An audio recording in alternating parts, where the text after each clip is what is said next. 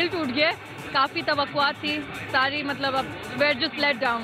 आई think team में काफ़ी changes आने चाहिए। आई थिंक जो प्लेयर्स नहीं परफॉर्म कर रहे हैं उनको बस अब बैकलैग में डाल देना चाहिए। I think it's about time. थोड़ा मेरिट पे सिलेक्शन हो और लोग जो डिजर्व करते हैं उनको टीम में होना चाहिए। उसके बाद हमारी सिलेक्शन की तो क्या ही बात है, एक स्पिनर के साथ हम खेल रहे हैं। बाकी इंडिया को देख ले, इंडिया की कैसी स्पिन है, 3 स्पिनर्स के साथ आए हैं वो, और इनके स्पिनर्स ने सारी विकेट्स लिए मेन। ना सिर्फ बैटिंग, बॉलिंग, पूरी मैनेजमेंट, सब कुछ क्रिकेट टीम को चेंज करनी चाहिए, बिकॉज ये बहुत हमारे लिए बहुत बड़ी एम्बेरसमेंट है। बिस्मिल्लाहिर्रहमानिर्रहीम, अस्सलाम वालेकुम नाज़रीन। चैंपियंस ट्रॉफी फाइनल राउंड में दाखिल हो गई है और आज पहला सेमीफाइनल खेला जा रहा है, तो इसीलिए आज हमारा प्रोग्राम भी मामूल के प्रोग्राम से हटकर होगा। आज हम पहले सेमीफाइनल पर कुछ बात करेंगे और साथ ही जो वनडे और T20 स्क्वाड में तब्दीलियाँ की गई हैं, ख़ासतौर पर पाकिस्तान की परफॉर्मेंस भी डिस्कशन में आएगी, क्योंकि आज हमारे साथ हमारा पैनल भी मुख्तलिफ होगा। नाज़रीन, प्रोग्राम की तरफ बढ़ते हैं। भारत और ऑस्ट्रेलिया के दरमियान ये पहला सेमीफाइनल जारी है। दोनों टीमें दुबई में आमने सामने हैं। ऑस्ट्रेलिया ने पहले बैटिंग करते हुए 264 रन बनाए हैं। हदफ के ताक़ुब में भारत की बैटिंग जारी है। नाज़रीन, आज का जो मैच है ये फैसला करेगा कि चैंपियंस ट्रॉफी का फाइनल पाकिस्तान में होगा या दुबई में होगा। इस पर भी हम बात करेंगे, मगर कौमी टीम के चैंपियंस ट्रॉफी में फ्लॉप शो के नए मिशन की तैयारियों का आगाज़ कर दिया गया है। आज न्यूजीलैंड के लिए कौमी टीम के T20 और वनडे स्क्वाड का ऐलान हुआ है। मोहम्मद रिजवान से ना सिर्फ T20 की कप्तानी ली गई है, बल्कि स्क्वाड में भी शामिल नहीं किया गया।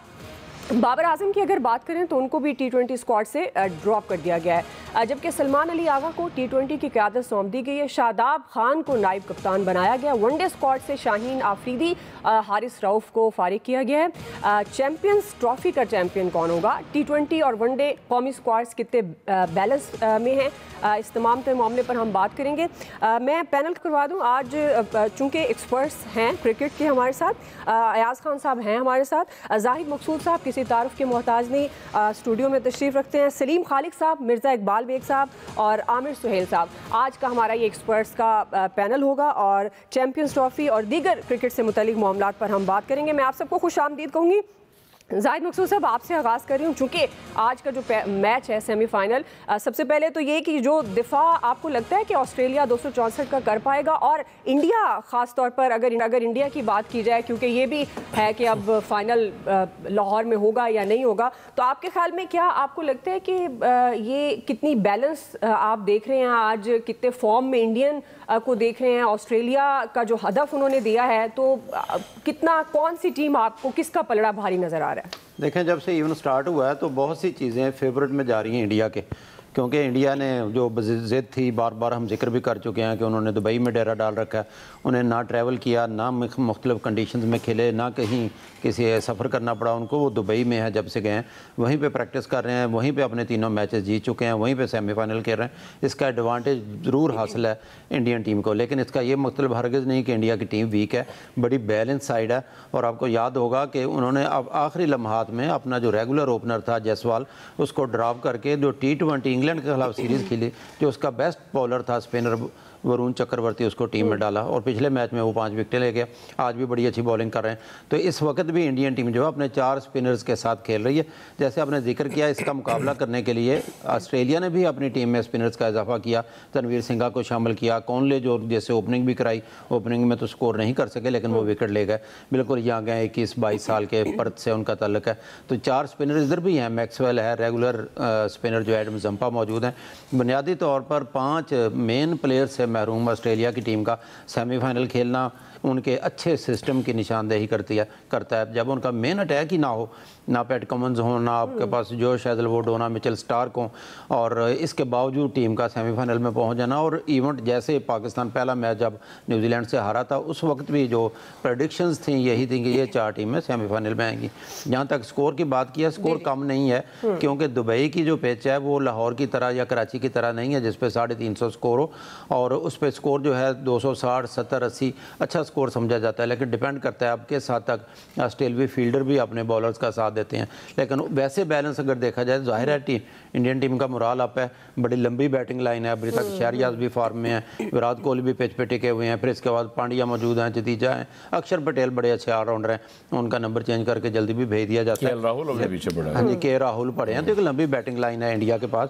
इस वक्त तक कभी ये नहीं कहा जा सकता कि इस टीम का पलड़ा भारी है, लेकिन अगले 5 या 7 मैचों में कुछ ना कुछ अंदाज़ा किया जा सकेगा। सही है जी। आमिर सुहेल साहब, स्कोर कम नहीं है जो जाहिद मकसूद साहब भी बात कर रहे हैं, ज़ाहिर पिच को मद्देनज़र रखते हुए वो अपना तजिया दे रहे हैं, क्योंकि मैं चाह रही हूँ कि पहले जो आज का मैच है इस पर मैं आप सबका कॉमेंट ले लूँ, फिर हम आगे बढ़ते हैं। तो आपको क्या लगता है, बेहतरीन बैटिंग लाइन भारत की है, क्या आपको लगता है कि 264 रन का हदफ अचीव कर सकेगा? आई थिंक ऑस्ट्रेलिया ने भी पाकिस्तान वाली गलती की कि एक टाइम के ऊपर ऑस्ट्रेलिया आराम से 290 के करीब पहुंच रहा था विदाउट ट्राइंग एक्स्ट्रा। वो जैसे स्मिथ आउट हुए, मेरा ख्याल है वो 300 से ज़्यादा रन्स का सोचना शुरू हो गए, और चूंकि प्रेशर है इंडियन बैटिंग लाइनअप का, बड़ी लंबी बैटिंग लाइनअप है, तो आई थिंक जो एक अपॉर्चुनिटी उन्होंने क्रिएट की थी मिडिल ओवर्स में बड़ा अच्छा खेल के, वो उन्होंने लूज की। अब अगर यहाँ से उन्होंने मैच जीतना है तो उनको बहुत मेहनत करनी पड़ेगी और विकेटें हासिल करनी पड़ेगी। मेरा नहीं ख्याल कि वो स्कोर को कंटेन कर पाएंगे। सही जी। सलीम खालिक साहब, कमेंट कर दीजिएगा आज के मैच पे, आपको लग रहा है टफ मुकाबला देख रहे हैं आप? बिल्कुल टफ मुकाबला तो लग रहा है, लेकिन मुझे थोड़ा सा ये भी लग रहा है कि कुछ लक फैक्टर ऑस्ट्रेलिया के साथ भी है, तो एकदम कोई ड्रामाई तब्दीली भी आ सकती है। बहुत सारे चांस मिले उनको, स्मिथ का तो ऐसा भी हुआ कि बोल्ड हो गया वो, लेकिन बेल्स नहीं गिरी। कैरी को बहुत सारे चांसेस मिले, तो इधर से थोड़ा लग रहा है। लेकिन अब ये कोहली अभी तक खेल रहे हैं, और पाकिस्तान के खिलाफ भी ऐसे ही हुआ था कि वो मैच इसी तरह खेल के बनाकर पूरा ले गए थे। तो अभी भी यही है कि अगर वो आउट हुए इस वक्त तो मैच फंस सकता है, नहीं तो फिर वही हाल होगा। ये लक फैक्टर क्या काम है कि एक मैच जीत के सेमीफाइनल खेल रही है ऑस्ट्रेलिया की टीम। बिल्कुल, ये शुरू से ही लक फैक्टर के साथ चल रहा है, तो आगे भी ये लक फैक्टर काम आ सकता है। ऐसा देखिए, ऑस्ट्रेलिया के साथ हुआ ये कि इनकी पार्टनरशिप्स लगी हैं, लेकिन जैसे ही एक्सेलरेट करने की कोशिश की वहाँ विकेट गिर जाती थी इनकी, जिस वजह से ये वो जो आमिर कह रहे थे 290 280 स्कोर लग रहा था कि हो जाएगा, लेकिन उसके बाद नहीं हो सका। और सबसे बड़ी बात आप देखें, एक सिस्टम और एक टीम के 5 प्लेयर्स आउट हो जाते हैं चैंपियंस ट्रॉफी शुरू होते ही, और उनके बेस्ट प्लेयर्स वो जो हैं, वो जिन पे जो मैच विनिंग है वो नहीं है, और लग रहा है कि जी ऑस्ट्रेलियन तो बिल्कुल ख़त्म हो गए और बॉलिंग सिरे से है ही नहीं। उसके बाद फिर जब सेमीफाइनल में पहुंचते हैं तो ओपनर अनफिट हो जाता है, ठीक है जी, वो अनफिट हो गया। वो इसके बावजूद ऑस्ट्रेलियन मुकाबला कर रहे हैं अभी तक, और अभी तक तो मेरे हिसाब से 60-40 है इन फेवर ऑफ इंडिया को। 1-2 विकेटें अगर ऊपर तले गिर गई तो फिर ये बैलेंस दूसरी तरफ शिफ्ट हो जाएगा। इसलिए सबसे बड़ी बात ये होती है कि इसे कहते हैं बेंच स्ट्रेंथ। जब बेंच स्ट्रेंथ बनती है तो फिर बहुत आपके मैच विनिंग प्लेयर्स के जाने से भी फर्क पड़ता है, लेकिन इतना फर्क नहीं पड़ता कि टीम बिल्कुल ही आपकी फारिग हो जाए। तो ये होती है स्ट्रेटजी, ये होती है प्लानिंग, इस तरह से टीमें तैयार होती हैं। ये हमारे यहाँ तो खैर अल्लाह का बड़ा करम है हम पे कि हम सीखने के लिए तैयार ही नहीं होते। बहरहाल मैच इंटरेस्टिंग है, और पाकिस्तानी थोड़ा इसलिए भी वो उनकी ख्वाहिश है इंडिया हार जाए कि फाइनल लाहौर में हो जाए, लेकिन पता नहीं। अब जाहिद साहब वो कह रहे थे कि सिक्योरिटी वालों का, आप चाहते हैं कि पाकिस्तान में हो फाइनल? क्यों नहीं, किसकी ख्वाहिश नहीं है चैंपियंस ट्रॉफी कि हम होस्ट हैं? तो फिर बड़ी थी ना, हम होस्ट हैं तो हमारी टीम फिर कैसे? वो तो दुआ, वो तो हालत वो ही ना, वो कहते हैं ना बेगानी शादी में अब्दुल्ला दीवाना। तो यहाँ जो अब्दुल्ला दीवाना है वो अपनी शादी में बेगाना हुआ फिर रहा है। हमारी तो हालत वो। लेकिन दुआ जो सिक्योरिटी वाले हैं स्टेडियम में रात दिन ड्यूटी दे रहे हैं, हम जा रहे तो एक सिक्योरिटी वाले से बात हुई तो वो इस कदर तंग आ चुके हैं, उसका कहना था या अल्लाह इंडिया ही जीत जाए, हमारी जान छूटे और फाइनल जो है दुबई में हो। लेकिन ओवरऑल जो लोगों को देखा, हालांकि स्पोर्ट्स जर्नलिस्ट भी लाहौर के, आज मीडिया टीम प्रैक्टिस भी कर रही है इस वक्त न्यूजीलैंड की वहाँ स्टेडियम में, साउथ अफ्रीका की, तो वहाँ तक ज़्यादातर लोगों की तो यही ख्वाहिश है कि यहाँ पे हो, यहाँ आबाद हो। कल का जो है पीसीबी फ्री अफ्तारी का भी ऐलान कर चुका है, उसकी भी थोड़ी सी कहानी है कि ईसीबी ने दुबई में आज के मैच के लिए अफ्तारी का ऐलान किया था, फ्री अफ्तार रोज़ा करवाएंगे। तो फिर पीसीबी को यहाँ बार बार बावर कराना पड़ा कि भाई आप भी कुछ करें, तो उन्होंने भी अनाउंस किया है अपने टिकट दिखाएं, अफ्तारी लें, और यकीनन तौर पर स्टेडियम की टिकटें तो फुल हो चुकी हैं। उम्मीद की जाती है कि स्टेडियम फुल होगा।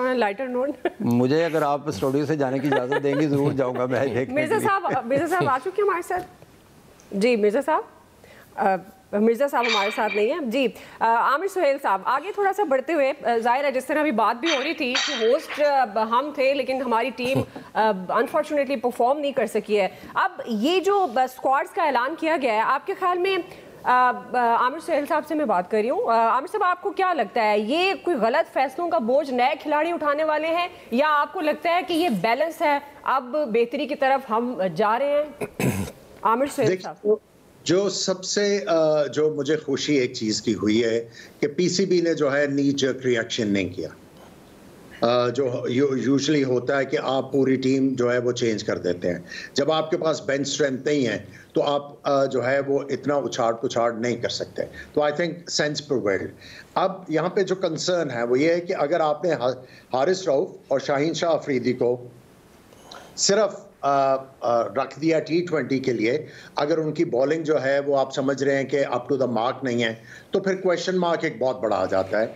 वही जो हम सिस्टम की बात कर रहे हैं या ह्यूमन रिसोर्स की बात कर रहे हैं कि ये इतने अरसे से ये बॉलर्स हैं पाकिस्तान की लाइनअप में, ये इम्प्रूव क्यों नहीं कर पाए?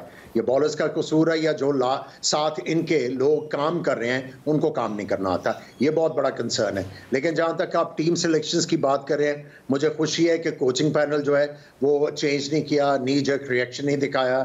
ठीक है, आपने परफॉर्म नहीं किया, उसमें गलतियां थी, सिर्फ उसको सुधारने की ज़रूरत है कि आप अपना जो थिंकिंग है उसको प्रोफेशनल करें, रादर देन हर सीरीज़ के बाद जो है वो कोचेस को भी चेंज कर दें, कप्तान को भी उतार दें, सीनियर प्लेयर्स को भी निकाल दें।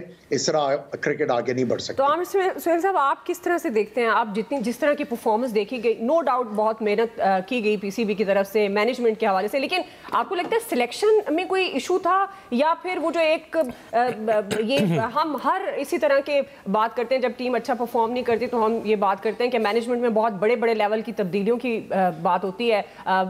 पीसीबी के हवाले से मैं बात कर रही हूँ, लेकिन आपको क्या लगता है पीसीबी चेयरमैन के हवाले से कि यहाँ पर टीम का फॉल्ट होता है या फिर मैनेजमेंट की जो सिलेक्शन है उसमें? जाहिर है अनफॉर्चुनेटली सियासत भी बहुत ज़्यादा है इस शोबे में भी। आमिर सुहेल साहब, तो कौन आपको लगता है कहाँ हम कमी कहाँ रह जाती है? देखिए, सबसे पहले तो ये है कि जब आप सिलेक्शन चैंपियंस ट्रॉफी की बात करते हैं, जब ये टीम सेलेक्ट हुई थी उसी वक्त बात हो गई कि हमारी टीम बैलेंस नहीं है, हमें बहुत ज़्यादा प्रॉब्लम होगा, और वो प्रूव हुआ। आपकी टीम बिल्कुल ऑफ कलर नजर आई। आपके कप्तान भी, उनको समझ नहीं आ रही थी कैसे, जो आपका एक फ्रंट लाइन बॉलर कम था और उसको उनके ओवर्स कॉम्पनसेट कराने के लिए कई दफ़ा मैच जो है आपने खुद अपने हाथ से निकाल दिया। तो सिलेक्शन में तो झोल था। लेकिन अब आई थिंक जो बड़ी इंपॉर्टेंट चीज़ है, देखिए जो भी टीम सेलेक्ट होती है इवेंचुअली वो जाती है चेयरमैन साहब के पास, और चेयरमैन साहब उसके ऊपर साइन करते हैं अप्रूवल का। आई थिंक अब उनको भी अपने इर्द गिर्द जो है ना कोई सही वाले लोग लेके आने जो उनको समझाएं कि भी ये हो सकता है, ये नहीं हो सकता, ये ठीक है, ये नहीं ठीक। क्योंकि उनके जब एक चीज के ऊपर सिग्नेचर आ गए तो then he is responsible to. जी ठीक, अच्छा मिर्जा साहब हमारे साथ हैं। मिर्जा साहब खुश आमदीद होंगे। मिर्जा साहब, हम पहले बात कर रहे थे आज के मैच के हवाले से, उस पर कमेंट कर दीजिएगा। ऑस्ट्रेलिया वर्सेस इंडिया, आपको क्या लगता है? बहुत बहुत शुक्रिया।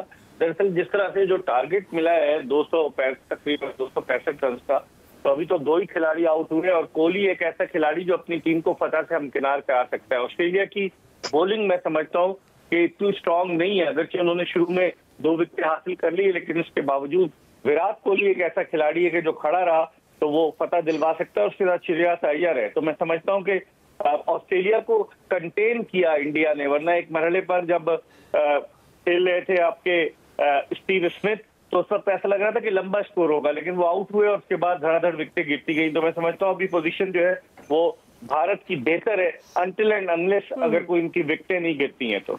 से आप समझते हैं भारत की पोजीशन बेहतर है। अब अगर ये T20 और वनडे स्क्वाड्स की बात कर लें, मिर्जा साहब आपसे मैं ये सवाल कर रही हूँ, आपको लगता है बैलेंस है? कुछ प्लेयर्स जो हैं सीनियर प्लेयर्स जो पहले से परफॉर्म कर रहे थे, लेकिन अब जो चैंपियंस ट्रॉफी में तो हमने बड़ों की परफॉर्मेंस हमारे सामने नजर आई है, लेकिन उनको ड्रॉप किया गया। आपको लगता है ये बैलेंस स्क्वाड अनाउंस किया गया?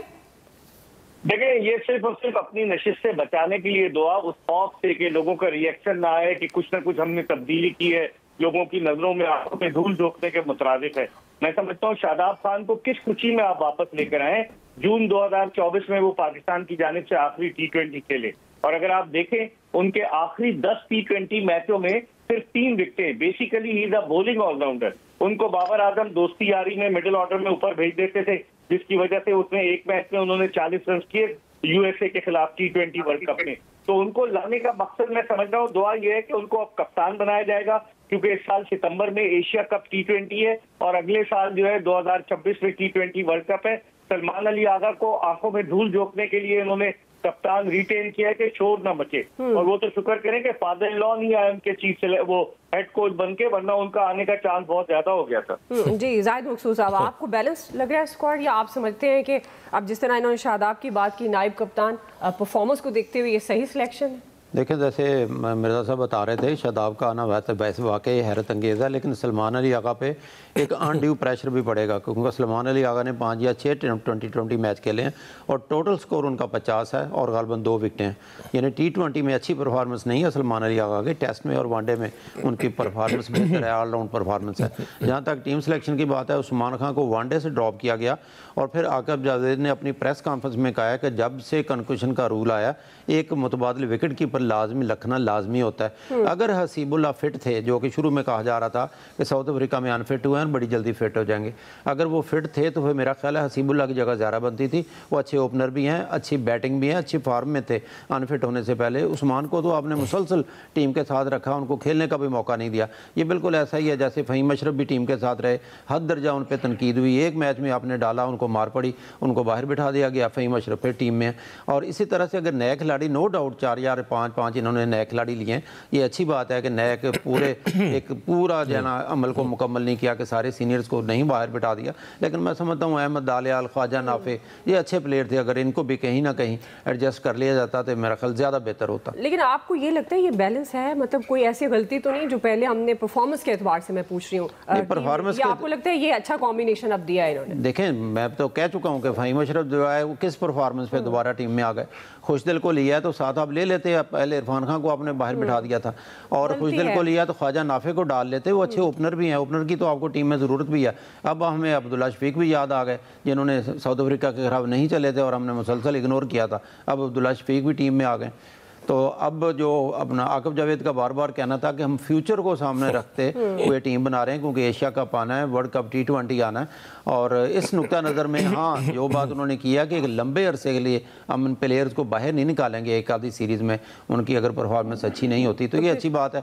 प्लेयर जहनी तौर पर मेंटली मजबूत होगा तो अच्छा स्कोर भी करेगा और उसको पता होगा टीम में मेरी जगह पक्की। सही सही जी। सलीम खालिक साहब, आपके ख्याल में कोई सरप्राइज आप समझते हैं T20 और वनडे स्क्वाड में जो तब्दीलियाँ की गई, जैसे शादाब की भी बात करें, मिर्जा साहब भी, जाहिद साहब भी? देखिए, सबसे पहले तो जिन्होंने टीम सेलेक्ट की वो वही लोग हैं जिन्होंने चैंपियंस ट्रॉफी की टीम सेलेक्ट की थी, जिसको सब कह रहे थे कि एक ओपनर है, एक स्पिनर है, कुछ सिफारिशी लड़के आ गए। उन्हीं लोगों ने टीम सेलेक्ट की।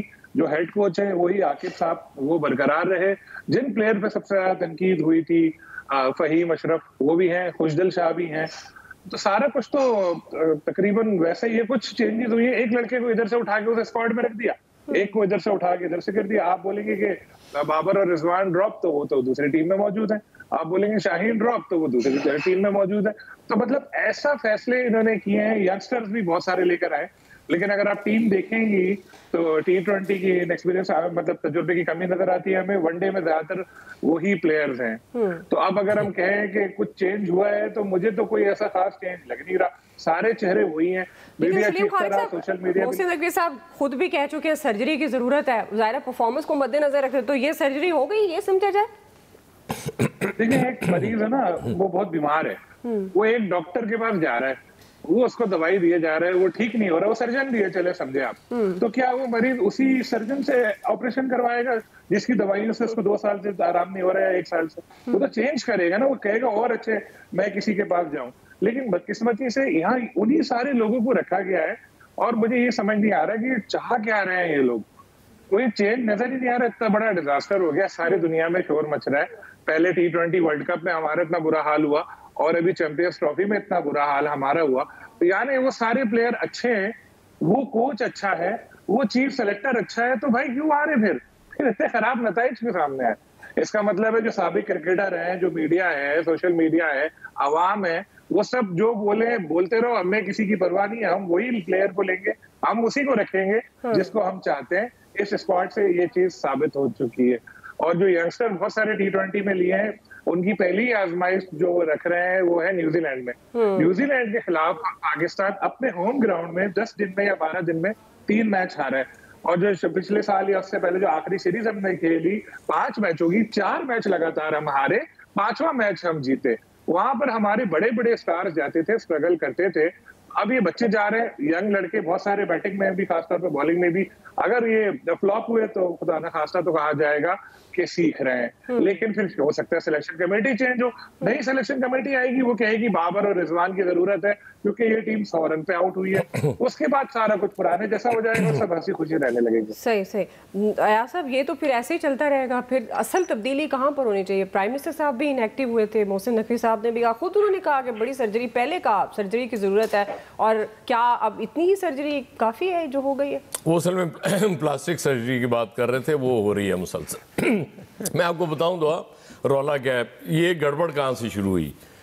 बाबर और रिजवान T20 में ओपन कर रहे थे, इन पे तनकीद शुरू हो गई थी, बहुत स्लो खेलते हैं। अच्छा जी, वो आपको एक स्टार्ट दे रहे थे बड़ा अच्छा, इंडिया के खिलाफ एक मैच जीता उन्होंने, 10 विकेटों से आपको जितवाया, 152 किया, आउट नहीं हुआ दोनों में से। आपको हार्ड हिटर्स की नीचे तैयार करने की जरूरत थी कि वहां लेके आते, और फिर वक्त के साथ इनको वहां से खिला के इनका कॉन्फिडेंस बरकरार रखते हुए, जैसे साइम अयूब आ गया था, उसको लेके आते। और उस पे अच्छा, साइम अयूब एक ऐसी मिसाल है रिसेंट पास्ट में कि 15 से 20 मैचों में वो लड़का फ्लॉप हुआ, लेकिन उसको मुसलसल चांस दिए गए, आज वो आपको नजर आता है वो साइम अयूब है। यंगस्टर्स इस तरह से तैयार किए जाते हैं। ये नहीं होता कि जैसे आपने, और मैं ये मेरे कान पक गए हैं सुन के कि जी हम फ्यूचर प्लानिंग कर रहे हैं, अब T20 का वर्ल्ड कप आना है, एशिया कप आना है, उसके लिए हम यंगस्टर्स की टीम तैयार कर रहे हैं। अब होता क्या है कि वो आपने 1 सीरीज खिलाई, 2 सीरीज खिलाई, जैसे ही कोई टूर्नामेंट आता है ना, जैसे अभी हुआ है चैंपियंस ट्रॉफी में, और फिर आपको वो वही पुराने प्लेयर्स याद आ जाते हैं कि वहां से वो जी फ़हीम अशरफ को भी उठा के ले आओ, फलां को भी ले आओ, और शादाब मिर्जा साहब कह रहे थे कि वो बाबर की दोस्ती में खेलता रहा, अब शायद सुसर साहब की वजह से आ गया। अब मेरी समझ से बाहर है कि वो ये माजी में भी हुआ, ये पहली दफा नहीं हुआ कि एक प्लेयर बिल्कुल बाहर बैठा हुआ था, उसको वापस ले गया और कप्तान बना दिया। इस दफा अलबत्ता उनकी मेहरबानी है, उन्होंने वाइस कैप्टन बनाया, कप्तान नहीं बनाया, ये भी बहुत करम किया। वरना मैं आपको कहूँ, हमारे यहाँ जो सिस्टम बादशाह चला रहे हैं, वो चेयरमैन PCB हो, वो चीफ सिलेक्टर हो, वो कोच हो, और आपको पता है ना, जो बादशाह होता है ना, वो यूनान का एक बादशाह था, उसने एक घोड़े को सेनेटर बना दिया था, और उसके लिए संगे मरमर का अस्तबल भी तैयार करा दिया, मुलाजमीन भी थे। तो बादशाह तो इसी तरह से फैसले करते हैं, इसलिए राया को उस पर एतराज का हक नहीं होता, हमें खामोश हो जाना चाहिए। और मैं तो सोच रहा हूँ आज के बाद नकवी साहब की तारीफें शुरू कर दूं, सही है, क्योंकि तनकीद का तो असर होता है, तनकीद का असर नहीं होता। अभी हम ब्रेक ले लेते हैं जी, ब्रेक से वापस आएंगे, यहीं कंटिन्यू करते हैं, हमारे साथ रहिएगा। वेलकम बैक नाज़रीन, हम बात कर रहे हैं चैंपियंस ट्रॉफी फाइनल राउंड में दाखिल हो गई है, भारत वर्सेस ऑस्ट्रेलिया, इस पर भी बात कर रहे हैं। क्रिकेट एक्सपर्ट्स हमारे साथ मौजूद हैं। आमिर सुहेल साहब, आपकी तरफ आ रही हूँ। अब ये जो हमने परफॉर्मेंस देखी प्लेयर्स की, अभी जब हम स्क्वाड्स की भी बात कर रहे थे कि कोई ऐसी तब्दीली, बड़ी तब्दीली नहीं की गई है, प्लेयर्स अच्छा परफॉर्म नहीं कर पाए, आपके ख्याल में कोई टेक्निक्स का इशू है, मॉडर्न क्रिकेट से अवेयरनेस नहीं है, या कोई ट्रेनिंग कोचेस की तरफ से कोई कमी रह गई है? असल आपके ख्याल में सर्जरी होनी किस शोबे में चाहिए क्रिकेट के अंदर? देखिए, हर चीज़ में सर्जरी की ज़रूरत नहीं होती, कई दफ़ा GP भी काम कर जाता है। अगर आपको सही मेडिकेशन मिले तो सर्जरी के बगैर भी काम हो सकता है। उसके लिए थोड़ी सी जो है डायग्नोसिस जो है इम्पॉर्टेंट है, सही तरह की, और डायग्नोज करने के लिए भी आपके पास काफ़ी गैजेट्स और टूल्स हैं। सो अगर आप ये सारा कुछ कर लें तो फिर काम आसान हो जाता है। बेसिकली अब आप को पता चल गया होगा कि आप जो कंटेम्प्रेरी क्रिकेट है उसमें किस वजह से पीछे हैं। तो अगर हमने सारा कुछ बताना है तो फिर ये लोग क्यों हैं क्रिकेट बोर्ड के साथ?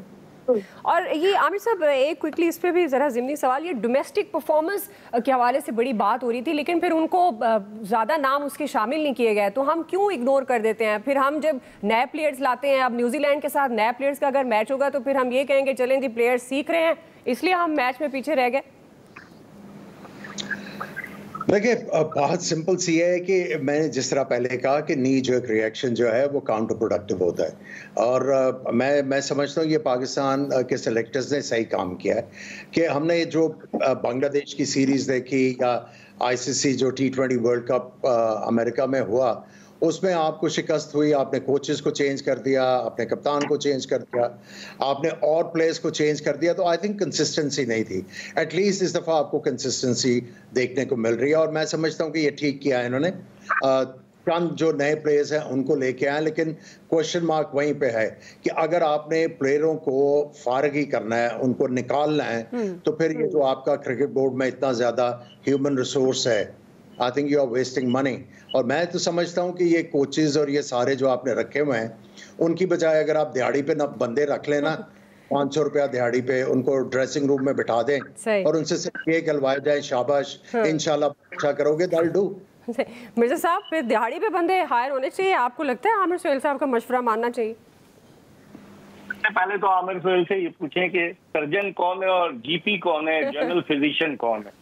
और दूसरे सलीम खालिद भी ये कह रहे थे कि सर्जरी होनी चाहिए, तो सलीम से भी पूछें कि फिर सर्जन कौन है। और जो अयाज साहब कह रहे थे कि बादशाह, तो बादशाह घर कौन है। इन सबसे ये मेरे सवालात है, इसके जवाब लें। और दूसरी जानिब जिस तरह जाहिद मकसूद ने कहा, बिल्कुल सही कहा कि उसकी परफॉर्मेंस नहीं थी सलमान अली आगा की, ये प्लानिंग के साथ लेकर आए शादाब खान को वाइस कैप्टन बनाकर। इनकी प्लानिंग यही, अभी तो चूंकि शोर मच गया इसकी वजह से वो कप्तान नहीं बना, वरना इनका पूरा इरादा था।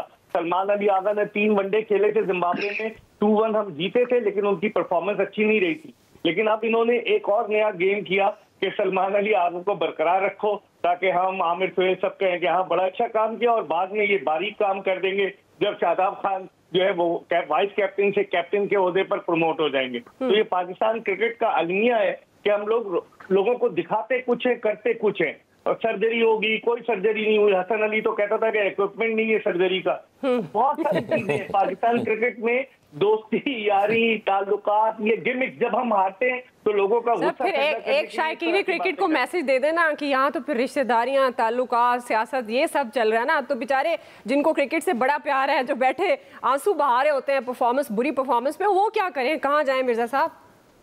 दुआ गरीब का लड़का जो है ना, वो बेचारा नहीं क्रिकेट खेल पाता, जिसकी सिफारिश नहीं है, जो धूप पे अपने कंधे पे किट बैग लटका के मोटरसाइकिल पे बसों में जाता है। सिर्फ एलीट लोग जिनकी जान पहचान है, जिनकी लॉबीज है, वो पाकिस्तान क्रिकेट में डोमिनेट कर रहे हैं। ये अलमिया है शायकीन क्रिकेट, बस सब्र करें और इन्ना लिल्लाहि व इन्ना इलैहि राजिऊन पढ़ लिया करें। चले जी, ये आपने बहुत बड़ी बात कर दी है। ब्रेक बनती है, क्विकली ब्रेक से वापस आते हैं, इसे कंटिन्यू करेंगे।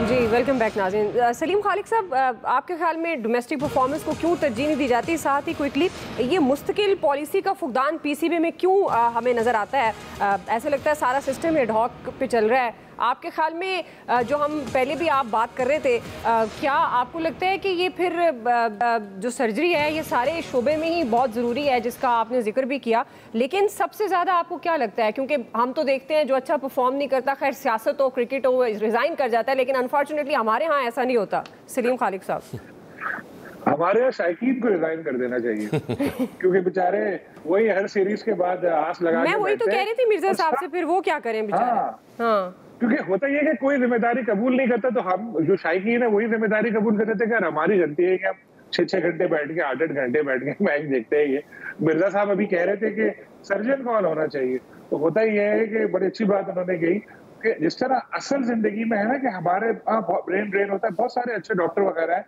आप चले जाए अमेरिका की कुछ जगह जाके सारे डॉक्टर पाकिस्तानी मिलेंगे आपको, बहुत सारे बड़े बड़े चले जाते हैं। इसी तरह क्रिकेट में हमारा अच्छा जो कोच है यूनुस खान, जो बन सकते हैं, लेकिन क्योंकि उनका मिजाज नहीं मिलता, वो अफगान टीम के साथ है।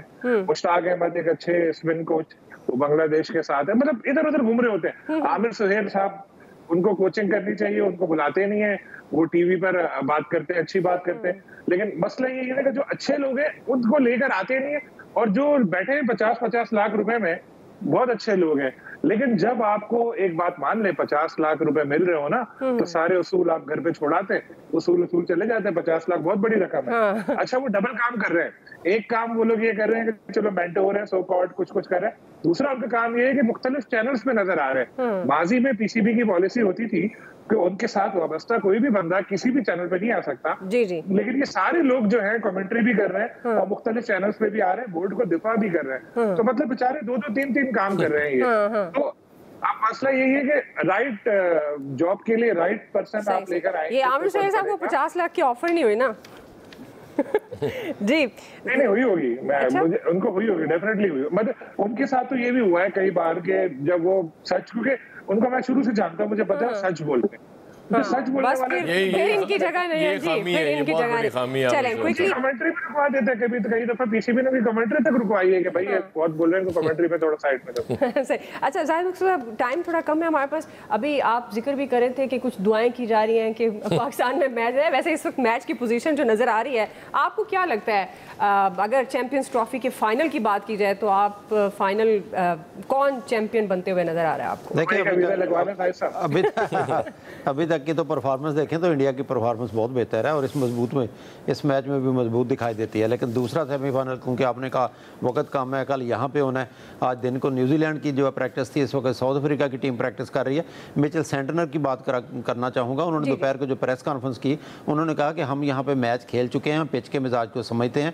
पाकिस्तान में ज़्यादातर फास्ट बॉलर्स विकेटें ले रहे हैं, जबकि दुबई में ज़्यादातर स्पिनर्स ले रहे हैं। तो भारत के खिलाफ जो हम मैच हारे हैं, उसकी बुनियादी वजह ये थी, कंडीशंस की थी कि वो टीम वहाँ पे मौजूद है और जबकि हम यहाँ से गए थे। तो कल के मैच में उन्होंने कहा क्योंकि पिच और कंडीशंस को हम समझ चुके हैं, ये मैच बहुत अच्छा होगा। साउथ अफ्रीका के टीम जो है ज़्यादातर बॉलर्स पर इन्हिसार करती है, हम यहाँ करेंगे। और ख़ास बात यहाँ पे, क्योंकि इंडिया तो यहाँ पे नहीं आता, लेकिन इन BCCI के नायब सदर राजीव शुक्ला जो पहले भी कई दफ़ा आ चुके हैं, वो उनके अलावा बांग्लादेश, न्यूजीलैंड और कुछ 6 मुख्तलिफ बोर्ड्स के जो हुकाम है, वो भी कल का मैच देखेंगे यहाँ पे कज़ाफी स्टेडियम। अयाज साहब, टाइम बहुत ही कम है, क्विकली आपको क्या लग रहा है नया चैंपियन कौन होगा? मुझे ये लग रहा है कि आमिर सुहेल साहब को आप चीफ सेलेक्टर बना दें, चीजें ठीक ये सही है, बिल्कुल सही है। लेकिन कल ये आपको बताना पड़ेगा कि नया चैंपियन कौन है। आप सबका जी बहुत शुक्रिया। आज के एक्सपर्ट से इतना ही, ख्याल रखिए, अल्लाह हाफ़िज़।